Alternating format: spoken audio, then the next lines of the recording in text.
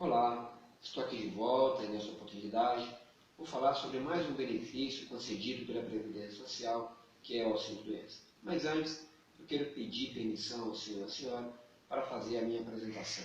Eu sou Antônio Oliveira, sou advogado, trabalho na área do direito previdenciário, do direito do trabalho e do direito civil.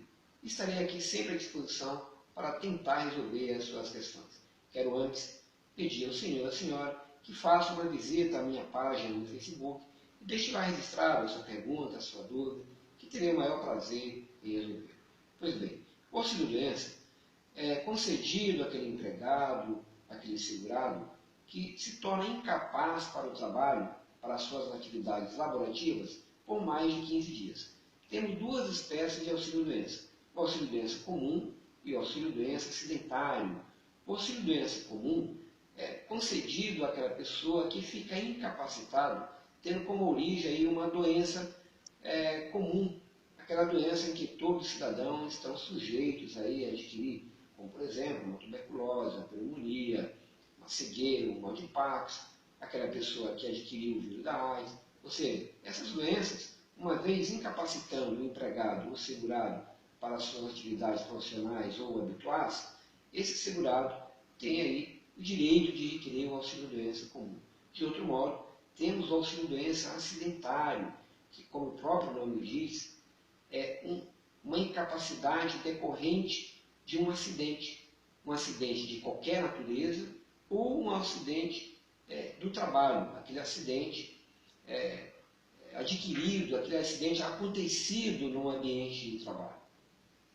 Pois bem, o grande obstáculo, a grande causa do indeferimento desses benefícios está na perícia médica, pois para ser concedido este benefício ao segurado ou ao empregado, a perícia médica feita por médico do INSS tem que constatar a incapacidade do empregado, a incapacidade do trabalhador. E aí está o grande X da questão. Então eu vou focar aqui exatamente nessa questão da perícia médica.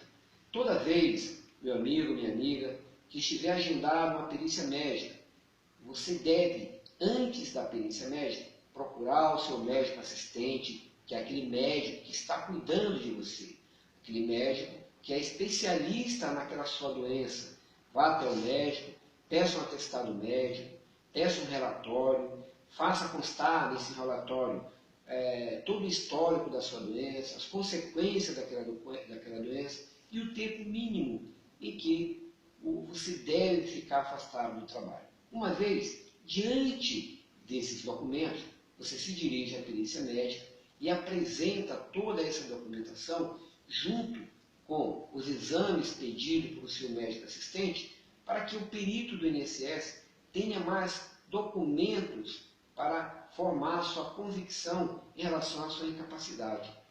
Olha só, diz o Código de Ética Médica, Resolução 1931 de 2009, no seu artigo 52, que é vedado a outro médico desrespeitar a prescrição e orientação médica dada àquele paciente. Ou seja, o próprio Código de Ética Médica diz que o perito médico do INSS não pode deixar de observar o laudo médico, o relatório médico exibido pelo seu médico assistente, porque se o perito médico assim o fizer, ele está desrespeitando o Código de Ética Médica lá no seu artigo 52. E uma vez você levando os seus exames, o relatório, o atestado e o médico assistente, que o médico assistente produziu, e se o médico perito do INSS desrespeitar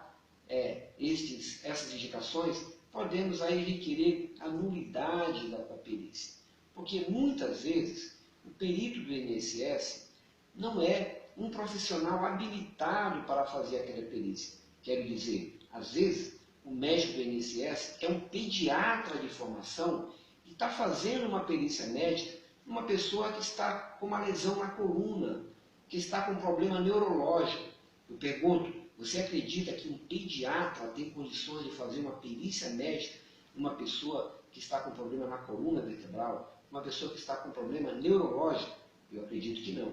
Então, esse médico perito do INSS não pode desrespeitar a prescrição daquele médico especialista, aquele médico que indicou, que apontou a sua incapacidade para o trabalho.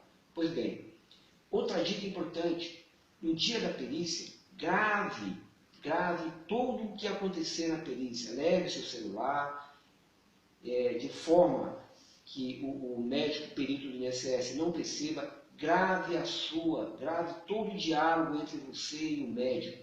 Isso é permitido, isso não tem nenhuma ilegalidade. Através dessa gravação, pode-se ter um documento para se requerer a nulidade da perícia.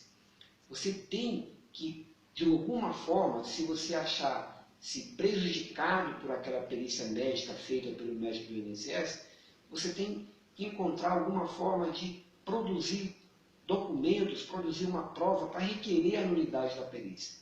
Porque, como eu já disse, o grande vilão do indeferimento desse tipo de benefício é exatamente a perícia médica, que na maioria das vezes a pessoa está doente, está incapacitada para o trabalho e o perito médico do INSS diz ao contrário, diz no seu lado que você não está incapaz, você está capaz para o trabalho. Aí você sai dali indignado, muito chateado, porque vai ter que voltar ao trabalho, mesmo sabendo que está incapacitado para aquilo. Então, aqui é a minha dica em relação a esse benefício. Você tem que tomar todas as precauções para, no dia da perícia, você estar documentado, grave a sua conversa, o seu diálogo com o médico do INSS, para que você tenha meio de produzir provas para requerer, se necessário, a nulidade daquela perícia. Bom, voltamos na próxima oportunidade, falarei na próxima oportunidade sobre aposentadoria por tempo de contribuição. Por enquanto, muito obrigado e não deixe de fazer uma visita à minha página no Facebook. Até mais, muito obrigado.